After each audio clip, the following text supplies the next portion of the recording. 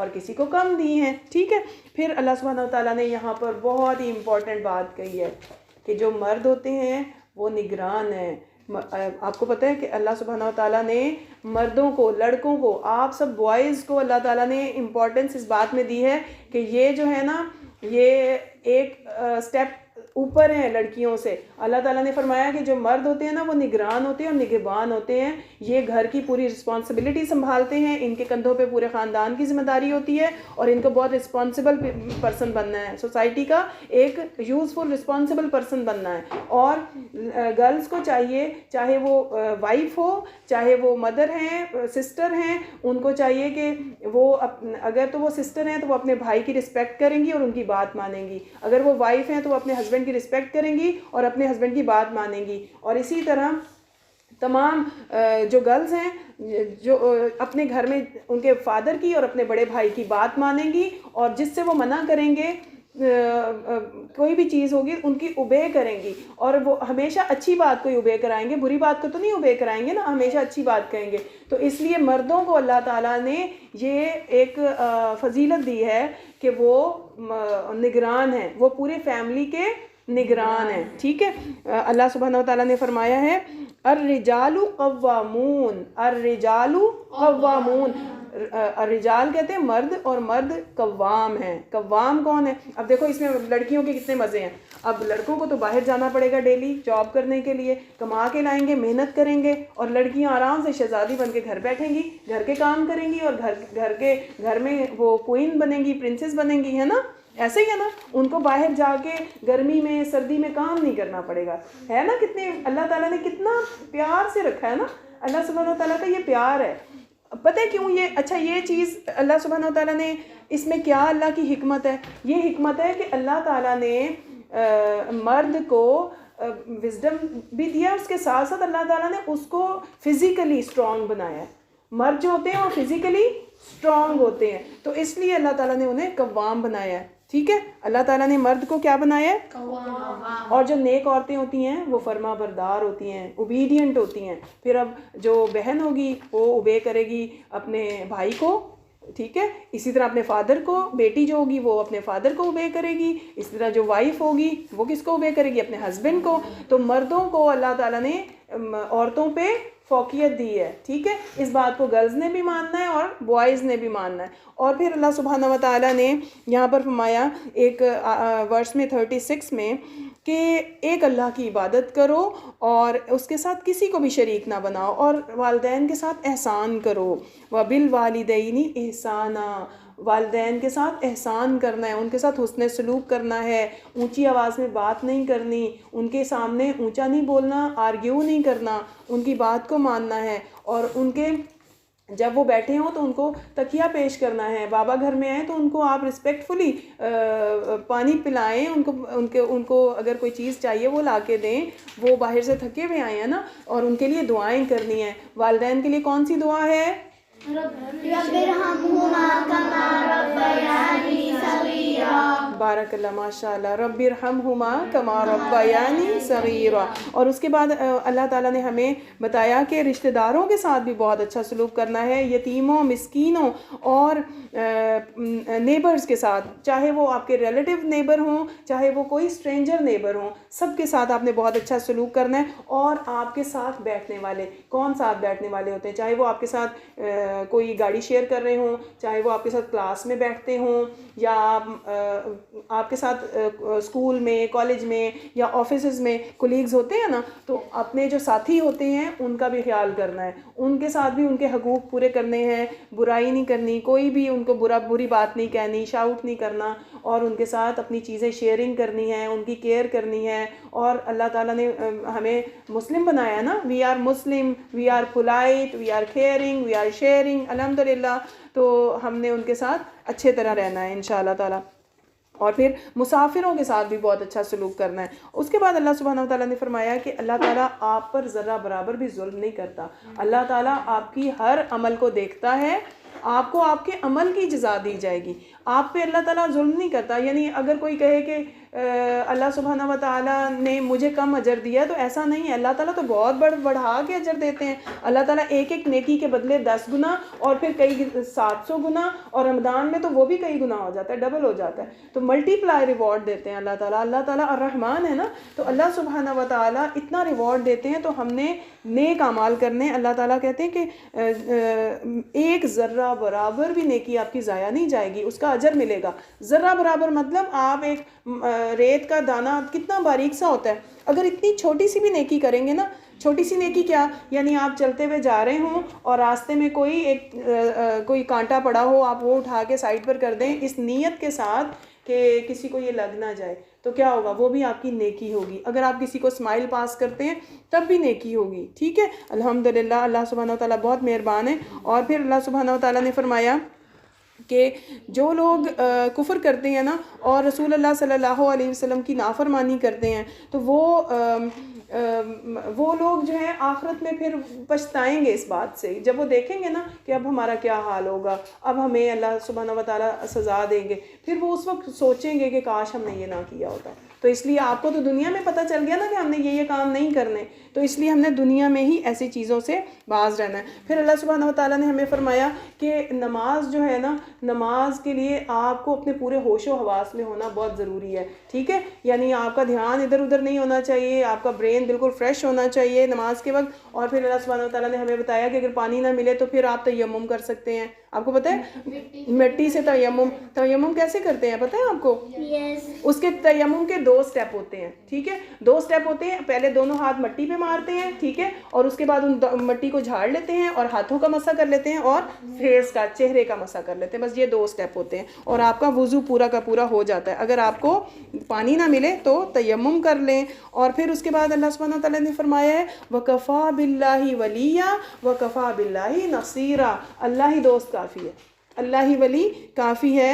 اللہ سبحانہ و تعالیٰ بہترین مددگار ہے. اور پھر اللہ سبحانہ و تعالیٰ نے فرمایا ہے کہ جن لوگوں کو اللہ نے کتاب دی, کتاب کن لوگوں کو دی تھی؟ اہل کتاب جو تھے بنی اسرائیل, ان کو کتاب دی تھی نا اللہ تعالیٰ نے. ان سے فرمایا جا رہا ہے کہ جن کو کتاب دی ہے, اب آپ کے پاس ایک اور کتاب آ گئی ہے, آپ کے پاس نبی محمد صلی اللہ علیہ وسلم آ گئے ہیں. اب آپ ان کو فالو کریں, اب آپ ان کو فالو کریں.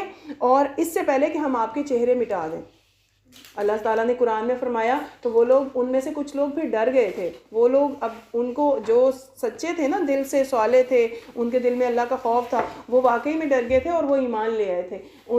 کچھ لوگ ایمان لے آئے تھے ان میں سے. پھر اللہ سبحانہ و تعالیٰ نے قرآن میں فرمایا کہ جیسے ہم نے سبت والوں پہ, ہفتے کے دن والے, سبت والے جو تھے اصحاب سبت کون تھے؟ جن کو اللہ تعالیٰ نے بندر اور سور بنا دیا تھا نا, کہ انہوں نے اللہ کی نافرمانی کی تھی. تو اللہ تعالیٰ نے فرمایا کہ جیسے میں نے ان کے اوپر لعنت کی تھی نا, اسی طرح کہیں آپ کے اوپر بھی عذاب نہ آ جائے. تو اس لیے کتاب کی تصدیق کر دو, کتاب کو مان لو, نبی صلی اللہ علیہ وسلم کو مان لو. اور پھر وہ لوگ کیا کرتے ہیں, وہ تو اللہ تعالیٰ پر جھوٹ باندھتے ہیں, وہ بتوں کی پوجا کرتے ہیں. تو اللہ سبحانہ تعالیٰ نے فرمایا ہے کہ یہ وہ لوگ ہیں جن پر اللہ تعالیٰ لعنت فرماتے ہیں. کن پہ لعنت کی اللہ تعالیٰ نے؟ جو لوگ شرک کرتے ہیں. ٹھیک ہے, جو شرک کرتے ہیں. اور یہ لوگ جو ہیں اللہ سبحانہ و تعالیٰ کی رحمت سے دور ہو گئے ہیں. اور اللہ تعالیٰ نے فرمایا کہ جو لوگ ہماری آیتوں کا انکار کرتے ہیں, یعنی قرآن کی آیتوں کا جو انکار کرتے ہیں, جو مانتے نہیں ہیں, اللہ سبحانہ و تعالیٰ ان کو آگ میں ڈال دیں گے, کیونکہ وہ لوگ اللہ کی بات نہیں مانتے. آپ سب مانتے ہیں اللہ کی بات؟ آپ تو فلاورز آف جنہ ہے نا, آپ تو جنت کے پھول ہیں نا, جنت کے بچے ہیں نا, کیونکہ آپ لوگ ماشاءاللہ سے الحمدللہ اللہ تعالیٰ کو مانتے ہیں, اللہ کی کتاب پڑھتے ہیں. اللہ تعالیٰ نے آپ کے اوپر جو نمازیں فرض کی ہیں وہ آپ نمازیں پڑھتے ہیں نا الحمدللہ. تو پھر اللہ سبحانہ و تعالیٰ آپ سے راضی ہو جائیں گے, خوش ہو جائیں گے. آپ نے میرے بچے کبھی بھی نماز نہیں چھوڑنی, ٹھیک ہے, روزہ بھی نہیں چھوڑنا. آپ میں سے جو بچے روزہ رکھ سکتے ہیں انہوں نے ضرور روزہ رکھنا ہے. جو بھی چھوٹے بچے ہیں نا وہ چھوڑ سکتے ہیں. اللہ تعالیٰ نے کہا ہے کہ سب لوگوں پہ, یعنی صرف جو بچے بڑے ہو گئے ہیں نا ان پہ روزہ فرض ہے، جن پہ فرض نہیں ہے تو ابھی وہ پریکٹس کر سکتے ہیں کہ ہم تھوڑی دیر کے لیے مارننگ سے شام تک اگر ہم کچھ نہ کھائیں، تو اگر وہ پریکٹس کریں تو انشاءاللہ تعالیٰ نیکسٹ ایئر سے وہ روزے رکھنا شروع ہو جائیں گے، ٹھیک ہے نا۔ اور پھر آپ لوگوں نے کیا کرنا ہے، بہت زیادہ ذکر کرنا ہے۔ صالحین لوگ کون ہوتے ہیں جن سے اللہ راضی ہوتے ہیں؟ وہ راتوں کے وقت میں تلاوت کرتے ہیں، بہت زیادہ ذکر کرتے ہیں، استغفار کرتے ہیں سحری کے وقتوں میں، ٹھیک ہے۔ اللہ سبحانہ وتعالیٰ نے فرمایا ہے کہ اللہ سبحانہ وتعالیٰ آپ کے ساتھ انصاف کا معاملہ کرتے ہیں، انصاف سے فیصلے کرتے ہیں، عدل سے فیصلے کرتے ہیں۔ اور پھر کہ اللہ سبحانہ وتعالیٰ نے لڑائی جھگڑے سے منع کیا ہے، اور اللہ تعالیٰ نے فرمایا کہ آپ نے کوئی بھی لڑائی جھگڑے نہیں کرنے، اور ایک دوسرے کے اوپر بلیمنگ نہیں کرنی۔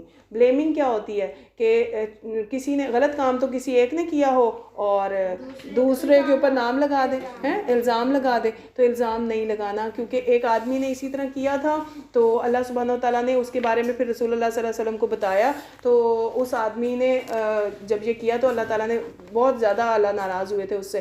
تو کبھی بھی الزام نہیں لگانا کسی پہ، ٹھیک ہے نا، بلیمنگ نہیں کرنی۔ اور پھر اللہ سبحانہ وتعالیٰ نے فرمایا کہ رسول اللہ صلی اللہ علیہ وسلم جب آپ کے لیے کوئی فیصلہ کر دیں نا تو اس کو ماننا ہے، یعنی رسول کریم صلی اللہ علیہ وسلم کی اطاعت کرنی ہے۔ اور پھر اللہ تعالیٰ نے فرمایا کہ مسکین کو جو اس ہم نے پارے میں سیکھا ہے کہ اللہ نے جو حقوق متعین کیے نا لوگوں کے، جو رائٹس رکھے ہیں ان کو پورا کرنا ہے اور صلح کروانی ہے۔ اگر کہیں کسی کی لڑائی ہو جائے تو صلح کروانی ہے۔ صلح کروانے جاتے ہیں نا لوگ، وہ ادھر کی ادھر لگا دیتے ہیں، ادھر کی ادھر بیک بائٹنگ کر دیتے ہیں، تو لڑائی مزید بڑھ جاتی ہے۔ ایسے کام نہیں کرنے۔ صلح کیسے کرائی جاتی ہے؟ بات کو دبا دیا جاتا ہے، ختم کر دیا جاتا ہے، ٹھیک ہے۔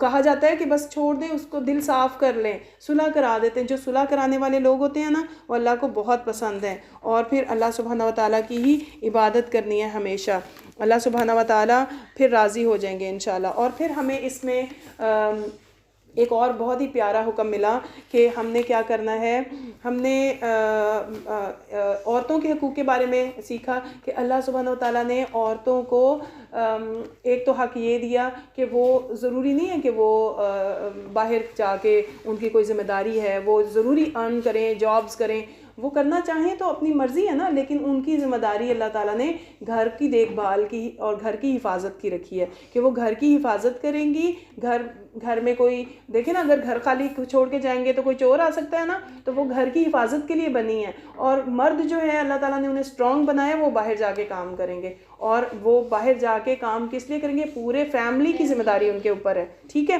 اور اس کے بعد اللہ سبحانہ وتعالیٰ نے فرمایا کہ اللہ کی راہ میں آپ ہجرت کریں۔ اگر جس علاقے میں مسلمان کے اوپر ظلم ہو رہا ہو، کفار ظلم کر رہے ہوں، تو ان کی مدد دوسرے مسلمانوں کو کرنی چاہیے، دوسرے مومنین کو کرنی چاہیے۔ تو جب ہمیں دیکھنا ہے نا، جیسے اب کشمیر میں ظلم ہو رہا ہے، جہاں جہاں ظلم ہو رہا ہے، تو جہاں مسلمانوں پہ ظلم ہو رہا ہو، باقی دنیا کے مسلمانوں کو چاہیے، مومنین کو چاہیے کہ ان کی خاطر ڈٹ کے کفار سے مقابلہ کریں اور ان کے ساتھ زیادتی ہونا بند کرائیں۔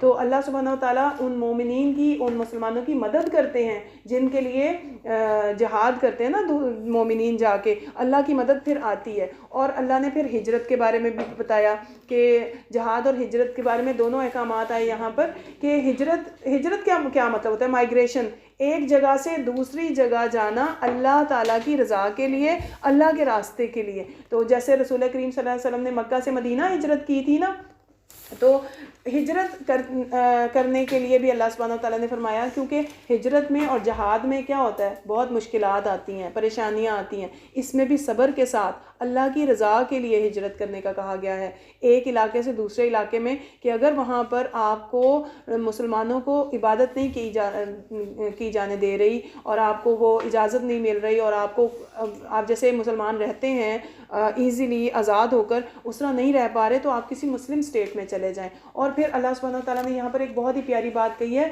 کہ نماز اگر آپ سفر میں ہوں تو قصر کر لیں۔ قصر نماز کیا ہوتی ہے؟ قصر نماز کیا ہوتی ہے؟